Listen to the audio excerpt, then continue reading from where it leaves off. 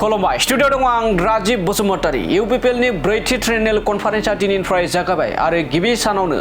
इउपिपिएलनि आफादगिरि थामहिनबा बिटिसिनि बारग' चिफ प्रमद बर' बिथाङा गोबां बे समाव फिनजाथाय होननानै बाथ्रा बुंनायखौ बे समाव नुनो मोननाय जादों आरो मख'नो गोनांदि दिनैनिफ्रायनो इउपिपिएल राजखान्थि दोलोआ फैगौ विधानसभा बिसायख'थिनि थाखाय गोख्रोंनिफ्राय गोख्रों खामानि मावनो थाखाय थांखि लानायनि बाथ्रा बुंथिदों प्रमद बर' बिथाङा बुंथिदोंदि थांनाय 5 बोसोराव खनसेबो बिटिसि ओनसोलाव 144 धारा फोसावनो गोनां जायाखै आरो खनसेबो बेफोरबायदि दा जेरैबायदि थासारि सोमजिदों बेबायदि थासारि खनसेबो जायासै होननानै बुंथिदों प्रमद बर' बिथाङा मख'बावदोंदि थांनाय समाव हादोर नाङैनो बाइक सालायनायाव हेलमेट गानाब्ला फाइन जायोमोन नाथाय क'क्राझार जिल्लायाव हेलमेट गानोब्लासो फाइन जायोमोन नाथाय इउपिपिएलनि खुंथायनि समाव बेफोरबायदिया गासैबो जोबस्रांनो गोनां जादोंमोन होननानै बाथ्रा बुंथिदों लोगोसे हारियारि एबा हारि माहारिनि गेजेराव जेबो बेफोरबायदि दाङाबाजि जानो हायाखैमोन एबा जायाखैमोन एबा जोबलांदोंमोन होननानै बाथ्रा बुंथिदों प्रमद बर' बिथाङा नाथाय आथिखालाव जाबायदि नुदों जाबायदि रैखाथि बिफाना फिन आरोबाव फैफिननो गोनां जादों एबा थानो गोनां जाफैदों बेफोरबायदि 144 फोसावनो गोनां जादों नाथाय थांनाय समाव बेफोरबायदि जायाखैमोन होननानै बाथ्रा बुंथिदों दानिया फैदो बिदिब्ला दानि थासारि आरो गोदोनि थासारिखौ माबायदि थांखिना बाथ्रा बुंथिदों आथिखालनि इउपिपिएलनि आफादगिरि प्रमद बर' बिथांनिफ्राय जों आबुङै खोनासंदों लादों যোৱা 5টা বছৰত 26টা জনগোষ্ঠীয়ে নিজৰ আত্মসন্মান লৈ নিজৰ যিটো নেকি নিৰাপত্তা হিটো লৈ পেলাই জীয়াই থাকিব পাৰিছে আৰু শান্তি বহুত ধুনীয়াকৈ এটা পৰিৱেশ আহিছিলে এটা সময়ত কোকৰাঝাৰত হেলমেট পিন্ধিলেহে ফাইন আছিল গোটেই ভাৰতবৰ্ষত হেলমেট নিপিন্ধিলে ফাইন কিন্তু কোকৰাঝাৰত হেলমেট পিন্ধিলে ফাইন আছিলে যেতিয়া ইউপিপিএল চৰকাৰ গঠন কৰিল ইয়াৰ পৰা সামৰিক বাহিনী অৰ্ধসামৰিক বাহিনী যিবিলাক অপাৰেশ্যনৰ কাৰণে শান্তি প্ৰতিষ্ঠা কৰাৰ কাৰণে নিয়োগ কৰা হৈছিলে এইবিলাক লাহেকৈ বড়োলেণ্ডৰ পৰা আঁতৰাই লৈ গৈছিলে কিন্তু আমি আচৰিত হৈছোঁ যে এই মাহতে আমি কেইদিনমান আগত দেখিলোঁ যে কোকৰাঝাৰত পুনৰ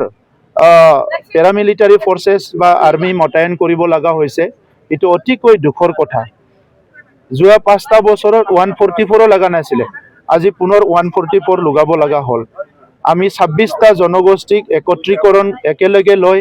26টা জনগোষ্ঠী আৰু 35 লাখ জনসাধাৰণ একেলগে লৈ আমি আগবাঢ়ি যোৱাৰ কাৰণে বহুতখিনি কাম আমি কৰিছিলোঁ কিন্তু এতিয়া এই জনগোষ্ঠীবিলাকৰ মাজত পুনৰ এটা লাহেকৈ ভেদাভেদ সৃষ্টি হৈছে আমি হেপিনেছ মিছনৰ দ্বাৰা প্ৰত্যেকটো মুহূৰ্তত ৰাইজৰ শান্তিৰ কাৰণে কাম কৰিছিলোঁ কিন্তু লাহেকৈ এতিয়া শান্তি বিঘিনি হৈছে বিভিন্ন সময়ত বিভিন্ন হত্যা বা কিছুমানক হাৰাশাস্তি কৰা শাৰীৰিক কিছুমানক এটাক কৰা এই পৰিৱেশবিলাক আজি আহি আছে সো সেইটো অতিকৈ দুৰ্ভাগ্যজনক কথা এই কথাবিলাক আজি আমি আলোচনা কৰিম যিটো আমাৰ ৰিভিজন হৈ আছে ইলেকশ্যন এছআৰ ইয়াত বহুতখিনি কমপ্লেইন আহিছে বহুত জেনুইন মানুহৰ নাম কৰ্তন হৈছে আৰু সেইটো লৈ পেলাই বহুতে সন্দেহ প্ৰকাশ কৰিছে আমি আমাৰ দলৰ তৰফৰ পৰা আমি বিভাগীয় কৰ্তৃপক্ষ আৰু চৰকাৰক অনুৰোধ কৰিম যে ইয়াত কোনো জেনুইন মানুহ 18 বছৰৰ ওপৰত যিসকলে ভাৰতীয় নাগৰিক ভোট দিবলৈ পায় সেইসকলৰ এটাও নাম যাতে বাদ পৰি নাযায় আৰু হিটোৰ কাৰণে আমি ইউপিপিএল দলে চকাৰ দৃষ্টি ৰাখিম আৰু আমি কাম কৰি আছোঁ ইয়াত দেখিবলৈ পাইছোঁ কিছুমান দলে ইতিমধ্যে নাটক আৰম্ভ কৰিছে কিন্তু ইউপিপিএলে কোনো ইয়াত এইটোক লৈ পেলাই নাটক বা ড্ৰামা ৰাজনীতি কৰাৰ কথা নাই যে ভাৰতৰ সংবিধানে যিসকলক ভোটাধিকাৰ দিছে সেইসকলে ভোটাধিকাৰৰ পৰা কোনো কাৰণত বঞ্চিত হ'ব নালাগে চৰকাৰৰ কাম হ'ল ভোটাধিকাৰ দিয়া যে ইয়াত কাকবা কিবা এটা কৰ্তন কৰা কিবা কৰা যিসকল জেনুইন নাগৰিক হাৰাশাস্তি কৰা এইবিলাক হ'ব নালাগে সো সেইটো ইউপিপিএল দলৰ আমাৰ ষ্টেণ্ড ক্লিয়াৰ কৰিম আৰু যোৱা 5টা বছৰ চৰকাৰ চলোৱাৰ সময়ত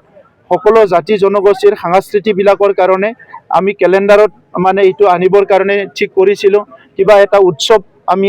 কাউন্সিলৰ কেলেণ্ডাৰত আনিব বিচাৰিছিলোঁ কাৰণটো হৈছে যে বহুত জনগোষ্ঠী আছে ভাৰতৰ স্বাধীনতাৰ 78 বছৰ পিছতো নিজৰ কিবা এটা জাতীয় উৎসৱ নিজৰ সংস্কৃতি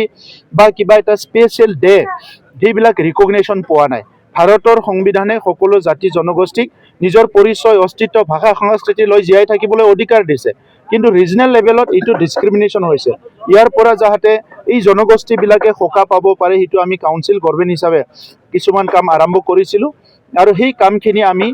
সম্পন্ন কৰাটো বিচাৰোঁ আৰু অনাগত দিনত ইউপিপিএল দলে ইয়াৰ কাৰণে আমি কাম কৰি যাম তেনেকা লৈ পেলাই বিভিন্ন কথা আমি আলোচনা কৰিম আৰু ইয়াৰ লগতে 26ৰ নিৰ্বাচন আহি আছে, ইয়াৰ ওপৰতো আমি আলোচনা কৰিম। আৰু UPPL দল এতিয়া বিটিআৰ অঞ্চলৰ